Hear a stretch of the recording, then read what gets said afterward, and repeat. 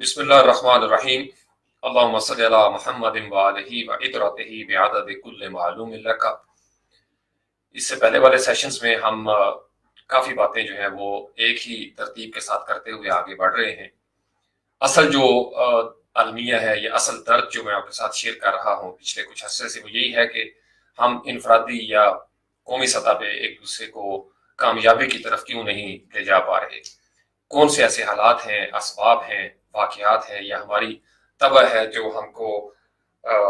کامیابی کی طرف نہیں جانے دیتی۔ تو اس سلسلے میں ہم نے ایک لفظ امپلیمنٹیشن یا نفاذ جو ہے اس کے اوپر ہم فوکس ہوئے، اور پھر ہم یہ دیکھنے کی کوشش کر رہے ہیں کہ ہم نفاذ کیوں نہیں کر پا رہے، کامیابی کی طرف جانے والے راستے پہ ہم کیوں نہیں جا پا رہے، کون سے ایسے ہمارے نفسیاتی عوارض ہیں یا ہماری نفسانی خواہشات ہیں جو ہمیں روکے ہوئے ہیں، منجمد کیے ہوئے ہیں، جمود کا شکار جو ہے وہ انہوں نے ہمیں کر دیا ہے۔ تو اسی سلسلے میں ہم یہ آگے بڑھ رہے ہیں۔ اس سے پہلے ہم نے تعصب اور اس کے بعد پھر حسد کے اوپر جو ہے وہ غور کیا۔ موضوع بھی بڑا خطرناک ہے۔ خطرناک اس حوالے سے، میں کافی سالوں سے، کم از کم آپ 20-22 سال آپ اس کو کہہ لیں، شعور کی زندگی جو ہے، میں ایک چیز مسلسل دیکھتا ہوا آ رہا ہوں، مشاہدہ کرتا ہوا آ رہا ہوں، اور جب میں یہ لفظ بولوں گا تو آپ کو بھی اندازہ ہو جائے گا کہ میں نے آج کتنے حساس موضوع کو چنا ہے یا اس کا انتخاب کیا ہے۔ میری اور آپ کی یا اس معاشرے کی یا اس سماج کی کامیابی کی راہ میں رکھے ہوئے بڑے بڑے پتھروں میں سے ایک پتھر ہے غیبت۔ انگریزی زبان میں غیبت کو بیک بائٹنگ کہتے ہیں۔ یہ جو ہمارا معاشرہ ہے، یہ جو ہمارا سماج ہے، یہ اگر میں آپ کو دوسرے رخ سے یہ بتانے کی کوشش کروں کہ ہم مردار کھانے والے ہیں تو آپ کو برا لگے گا۔ اگر میں آپ کو یہ کہوں کہ میں اور آپ جو ہیں وہ پچھلی زندگی میں پچھلے کئی سالوں میں مردار کھاتے ہوئے آ رہے ہیں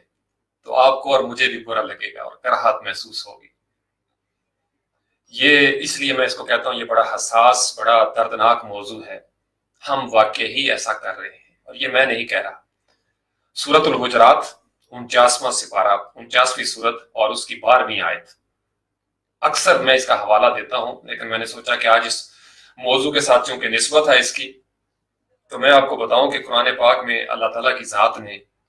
یہی بات کی ہے جو میں ابھی آپ کے ساتھ شیئر کر رہا کہ وَلَا یغتب، یہ لا یغتب کی بات ہے، وَلَا یغتب، اور غیبت نہ کرو، بعضکم بعضا، ایک دوسرے کی غیبت نہ کرو۔ اور پھر ساتھ بڑی زبردست ایک مثال ہے، رونگٹے کھڑے کر دینے والی مثال ہے کہ آیحب، کیا تمہیں یہ اچھا لگے گا، کیا تمہیں یہ پسند آئے گی یہ بات، آیحب ان یاکل لحم اخیہ میتا، ایک ایک لفظ کے اوپر آپ ذرا غور کریں، ان یاکل، کہ اس کو کھانا پڑے، کھانے کے لیے اس کو دیا جائے۔ لحم کہتے ہیں عربی زبان میں گوشت کو، کس کا گوشت؟ اخیہ، اس کے بھائی کا گوشت، اور پھر وہ زندہ بھائی کا گوشت نہیں، میتا، جب وہ میت ہو جائے، جب وہ مر جائے۔ مردہ بھائی کا گوشت جو ہے اگر کسی کو کھانے کے لیے پیش کیا جائے، مجھے یا آپ کو پلیٹ میں رکھ کے کہ یہ آپ کے بھائی کا، مردہ بھائی کا گوشت ہے، تو کیا ہوگا؟ فَقَرِحْتُمُوهُ، بس تمہیں کراہت محسوس ہوگی، کراہت، فَقَرِحْتُمُوهُ، اس بات کو تم ناپسند کرو گے، وومٹ آ جائے گی، کیا آ جائے گی؟ متلی ہوگی، دل آپ کا کچا پکا ہو جائے گا، آپ کے رونگٹے کھڑے ہو جائیں گے۔ یہ قرآن کہہ رہا ہے فَقَرِحْتُمُوهُ، کہ تمہیں اس سے کراہت محسوس ہوگی۔ اب غیبت کے بارے میں اتنا بڑا حکم قرآن کے اندر، اور پھر آپ نے دیکھا کہ تمثیل جو ہے قرآن کی کتنی خطرناک ہے کہ کوئی ایک دوسرے کی غیبت نہ کرے، کیا وہ پسند کرے گا؟ یعنی اس کو جوڑا اس کے ساتھ کہ اس کے سامنے اس کے مردہ بھائی کا گوشت ہو پلیٹ میں اور اس کو پیش کیا جائے اور اس کو کراہت محسوس ہو۔ تو جب ہمیں اس سے کراہت محسوس ہوتی ہے تو غیبت سے ہمیں کراہت محسوس کیوں نہیں ہوتی؟ آپ اس کا بیلنس دیکھیں کہ اللہ تعالیٰ نے اس سماجی برائی کو، یہ جو سوشل ایول ہے، worst kind of social evil, اس کو کس چیز کے ساتھ جوڑا ہے؟ اب مجھے اپنے بھائی کتنے عزیز ہیں، ہم سب مومن مسلمان آپس میں بھائی بھائی ہیں، انسان انسان کا بھائی ہے۔ اگر بھائی کا، مردہ بھائی کا گوشت ہمیں کھانے کو دے دیا جائے، ہم کھا سکیں گے؟ بظاہر ہم یہی کہیں گے کہ نہیں، تھیری میں نے آپ کو بتایا ہم کہیں گے نہیں کھا سکتے، سبحان اللہ قرآن میں ہے، لیکن عمل کی دنیا میں کیا ایسا نہیں ہو رہا؟ اپنے دل پہ ہاتھ رکھ کے سوال کیجیے گا۔ جب سے میں نے شعور سنبھالا ہے، ہوش کی دنیا میں نے قدم رکھا ہے، میں دیکھتا ہوا آ رہا ہوں، یقین مانیے میں بھی کبھی شامل تھا اس میں، اندازہ ہی نہیں تھا، پتہ ہی نہیں تھا۔ ماحول کی تربیت، کچھ باہر سماجی حالات ایسے ہمارے اندر کہیں نہ کہیں زیادہ نہ صحیح، پلیٹ بھر کے نہ صحیح تو ایک آدھ بوٹی ہم ضرور چکھ لیتے ہیں، یہ بات سمجھ گئے۔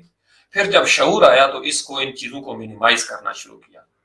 کہ یار آگے بڑھنے کے لیے قرآن کے اس حکم کو سمجھنا بڑا ضروری ہے۔ اور یہ اس برے طریقے سے ہمارے سماج میں سرایت کر گیا، یہ سرطان، یہ کینسر اس برے طریقے سے پھیل چکا ہے کہ آج ہم جب بات کر رہے ہیں، آپ باہر نکل کے دیکھیے گا،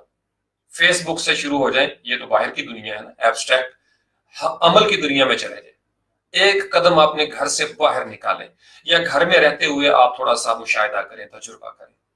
کس قدر مردہ گوشت کھایا جا رہا ہے۔ پھر اپنے خاندان پہ چلے جائیں، کوئی تقریب ہو، شادی کی، غم کی، کسی قسم کا کوئی تہوار ہو، کوئی موقع ہو، ہم ایک دوسرے کو مردہ گوشت پیش کرتے ہیں، پیش کرنے والے بھی اور کھانے والے بھی، دونوں پارٹیاں جو ہیں وہ بڑی لذت کے ساتھ، بڑے مزے لے لے کے ایک دوسرے کا گوشت کھاتی ہیں۔ اب علامہ راغب اصفہانی بہت بڑے عالم ہیں، قرآن کی لغات جو ہے انہوں نے مرتب کی، وہ غیبت کی تعریف یہ کرتے ہیں کہ غیبت کسی کے وصف کو، برے یا اچھے وصف کو، یعنی برا وصف خاص کر اس کے ساتھ ریلیٹڈ ہے، میں بعد میں حدیث بھی سناتا ہوں آپ کو،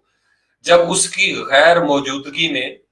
اس وجہ سے بیان کیا جائے کہ اس کی عزت میں، تکریم میں کمی واقع ہو جائے، تو یہ غیبت ہے۔ نبی پاک علیہ السلام سے، یہ صحیح مسلم کی ایک صحیح حدیث،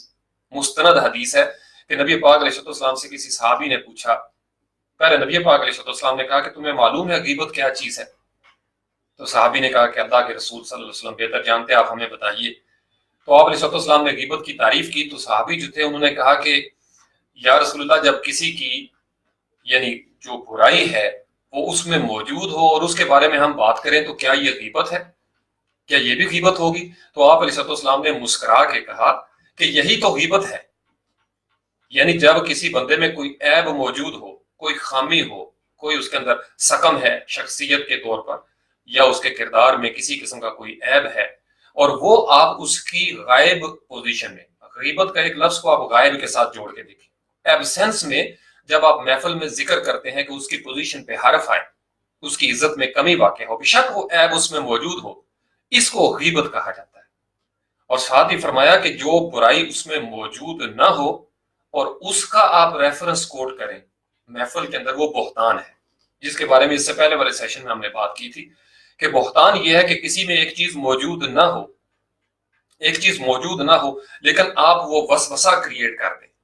وہ شک پیدا کر دیں محفل میں کہ جی فلاں شخص کو میں نے دیکھا اس نے یہ حرکت کی،